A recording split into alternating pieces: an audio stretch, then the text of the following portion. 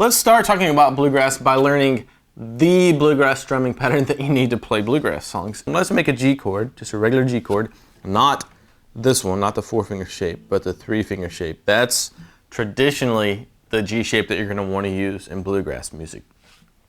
So come down here and just play the E string with a downstroke, just that one note.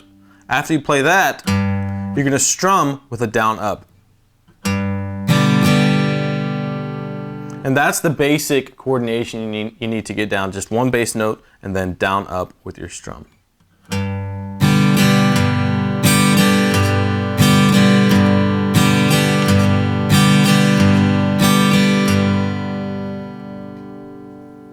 Now it's kind of over-exaggerating the motions there. When you do this, you're going to want to keep your motions really efficient, keep your pick close to the string, and use your wrist for most of the strumming, because a lot of bluegrass tunes are pretty fast and you're going to want to be really quick with your strumming. There's no way you can do that if you're using your elbow for your strumming all the time. So take some time, get used to that news pattern, and then once you do that, you can go on to the first example. The only thing that really changes in the first example is your bass note. You're going to play what we just did, and then you're going to come back this time and play that bass note again, but you're going to alternate to the 5th string. So play the 5th string with just a downstroke and then do your strumming again. And that's what you have to get used to doing. You have to play 6th string, strum, then go to the 5th string, strum, and then alternate back to the 6th string and so on.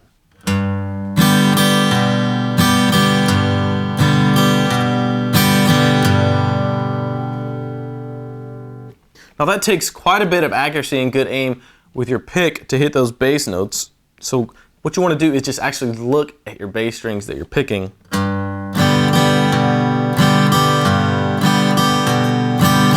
When you first start out, so you can kind of hone in your aim and get it to where you can hit those strings that you intend to hit.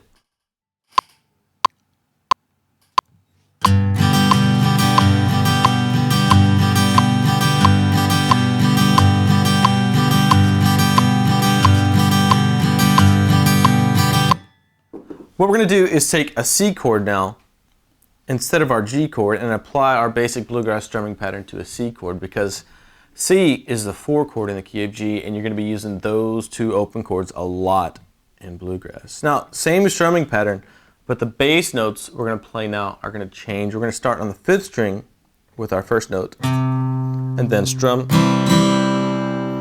and then you're going to go to your 4th string, and then strum.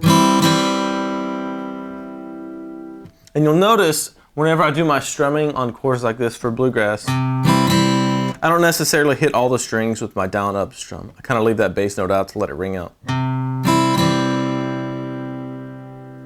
So practice doing your bluegrass strumming pattern on the C chord right here.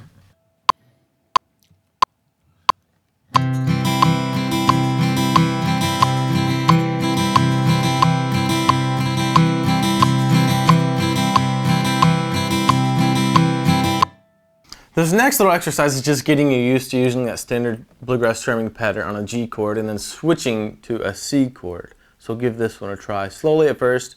Once you have it clean, you can ramp it up a little bit.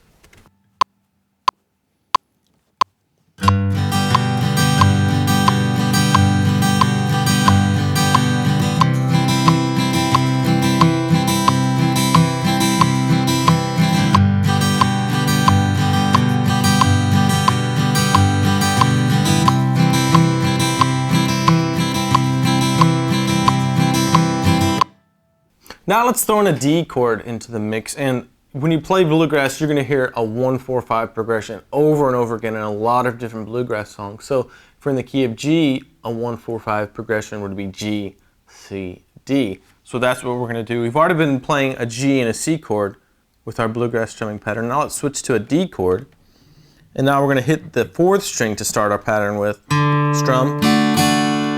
And then we're going to go to the 5th string. This one's a little bit different. 5th string open, and then a strum. So practice that a little bit.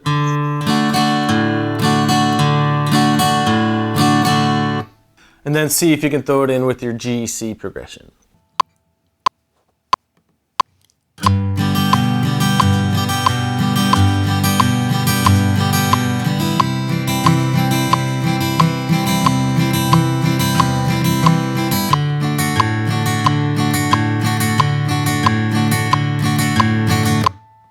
So that's your basic bluegrass strumming pattern in a 1-4-5 progression in the key of G.